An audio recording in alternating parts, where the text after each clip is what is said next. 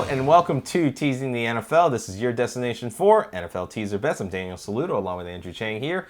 We are taking you through week 1 of the 2020 NFL season. First, next game on the board for us is the Seattle Seahawks going to the Indianapolis Colts. Seattle's a slight favorite here, minus 2.5, and your total is 49.5. So Seattle gets teased across the 0 to plus 3.5. Indy gets teased up to plus 8.5. Your over gets teased down to 43.5, and your under gets teased up to 55.5. Wow. All right, so I know somebody here that is thinking of had said it in a previous video that he was thinking about fading one of these teams, and we'll get to that. But he wants to hear my opinion on this game, so I'll throw it out there first. I'll give you all the numbers and everything that I'm looking at. So number one, it's as straightforward as it gets for me. Is a 6-point teaser, teasing up. I favor, just on numbers alone, it's Indianapolis teasing up to 8.5. My reasons behind it, I like the Indy defense. I like the Indy offense enough to be able to keep this game close. And that's really the reason why. I don't have any other reasons. I think the game's close. So in a game that's close, I want more of the points here, and I'm getting a much bigger value out of it. I think it's too many points for a really good defense not to be able to at least cover the rest of it. Mm-hmm. I don't, as much as I like Seattle's offense, I don't know that they're going to get enough points on Indy to be able to firmly feel like feel safe betting Seattle, because you can't tease Seattle in this situation because you're not getting enough value. So the bet for me, if I'm taking Seattle, just bet it on the regular spread at minus 2.5. But I think there's enough variance in this game of possibilities that Seattle can lose this game.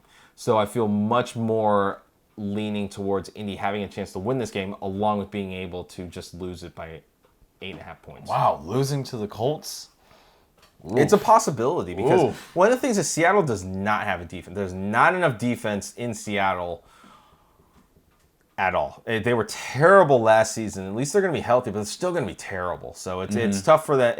It just feels tough to back them in this situation. Now, I know there are plenty of people who like them that go bet them, but I'm not going to be able to bet them at all. So before we'll get to yours, we'll do some last season breakdowns. Because both these teams were different, but you want to get a general idea of where your starting point was.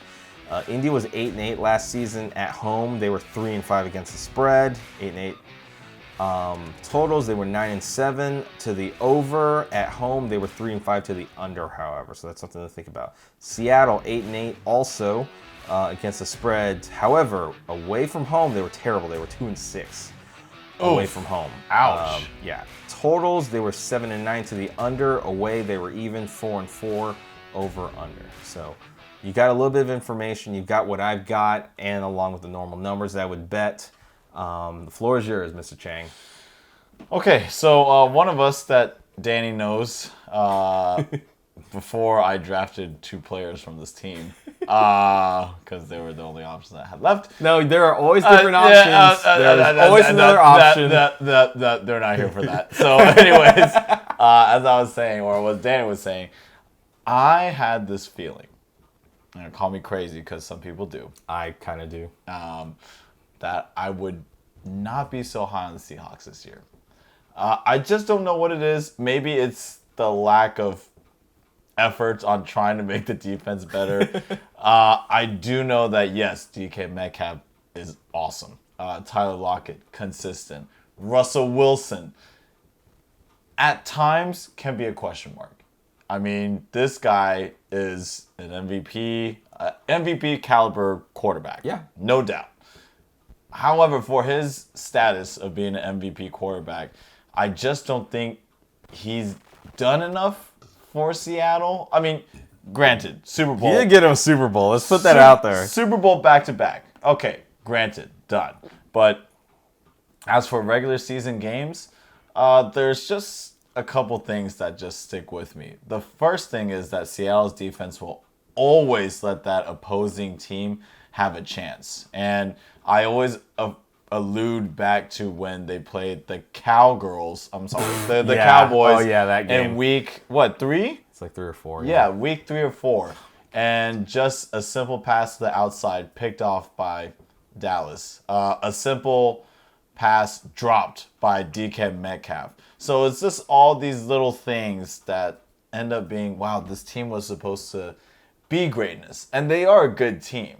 But it's just sometimes those little mistakes add up for me. It's just like, should I really be betting on them so hard, so often? So now I'm really going to change up my strategy. Am I big on the Colts? I've never been big on the Colts. It's always this guy. But this guy makes sense. You know, sometimes you just have to listen to, you know, the numbers because they speak for themselves. Numbers don't lie. Gotta listen to the wise people. Yeah, absolutely. I definitely learned from his mistakes. I told you so. But, you know, taking Indy at plus 8.5. Oh, gosh. I mean, I can see it. But then again, on the other side of the flip, I don't really trust Carson Wentz.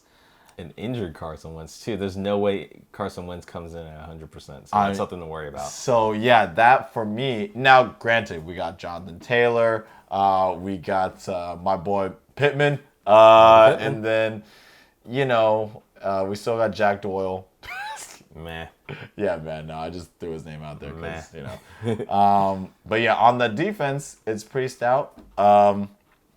So, with that being said, as I just alluded to, the Dallas defense picking off Seattle. I mean, things could happen like that, and I think the game will be close.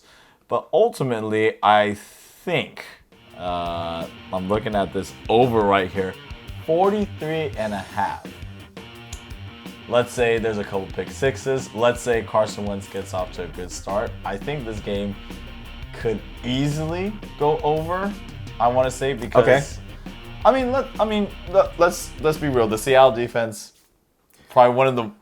It's They'll not be good. one of the worst. It's not good. It's not good. Yeah, we can both agree on that. So even if we get a limited production from Carson Wentz and Jonathan Taylor, I think that'll still be enough because Russ against this defense, I still think they can put up points. You know, I'm not gonna give up Chris Carson and Tyler Lockett that easily. You know, but.